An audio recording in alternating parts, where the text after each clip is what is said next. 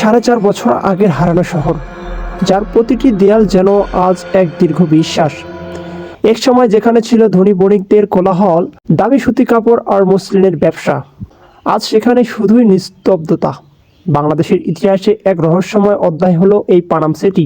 কিন্তু প্রশ্ন হলো, এত সুন্দর একটি আধুনিক শহর হঠাৎ কেন জনশূন্য হয়ে গেল? কেন মানুষ তাদের সব ঐশ্বর্য ফেলে রেখে এক রাতে পালিয়ে গিয়েছিল?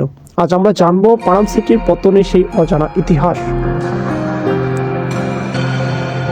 নারায়ণগঞ্জের সোনারগাঁয়ে অবস্থিত এই পানাম সিটি ছিল বাংলার 12 ভূঁইয়াদের রাজধানী।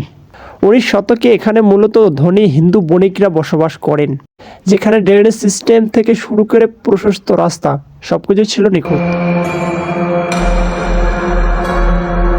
অনেকে মনে করেন কোন অভিশাপ বা কোন মহামারী এবং এই শহরকে ধ্বংস করেছে, কিন্তু ইতিহাস কি বলে? পানাম সিটি জনশূন্য হওয়ার পেছনে মূলত 3টি প্রধান কারণ ছিল। প্রথমত, ব্রিটিশ শাসন ও মসলিনের পতন।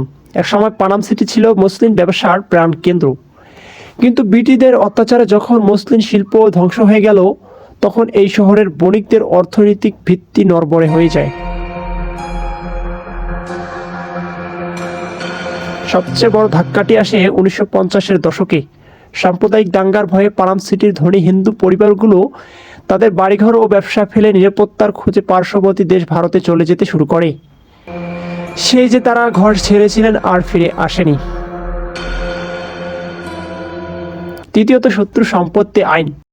পরবর্তীতে 1965 সালের পাক ভারত যুদ্ধের সময় এই বাড়িগুলোকে শত্রু সম্পত্তি হিসেবে ঘোষণা করা হয়, ফলে মালিকানা হারিয়ে যায় এবং অবশিষ্ট মানুষগুলোও এলাকাটি ছেড়ে চলে যায়। এভাবেই এক রাতের আতঙ্কে বা সময়ে নিষ্ঠুরতায় একটি জীবন্ত শহর প্রেতপুরীতে পরিণত হয়।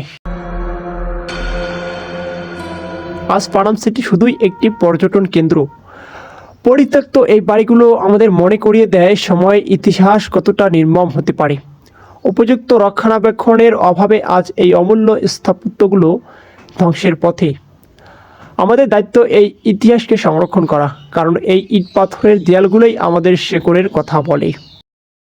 অজানাকে জানতে হলে আগে নিজের ইতিহাসকে জানতে হবে। পানাম সিটির এই রহস্যময় গল্পটি আপনাদের কেমন লাগলো? আমাদের দেশে আর কোন কোন জায়গা নিয়ে আপনি ভিডিও দেখতে চান তা কমেন্টে জানান। ভিডিওটি ভালো লাগলে লাইক দিন এবং আইডিয়াস টিভি চ্যানেলটি সাবস্ক্রাইব করে পাশেই থাকুন।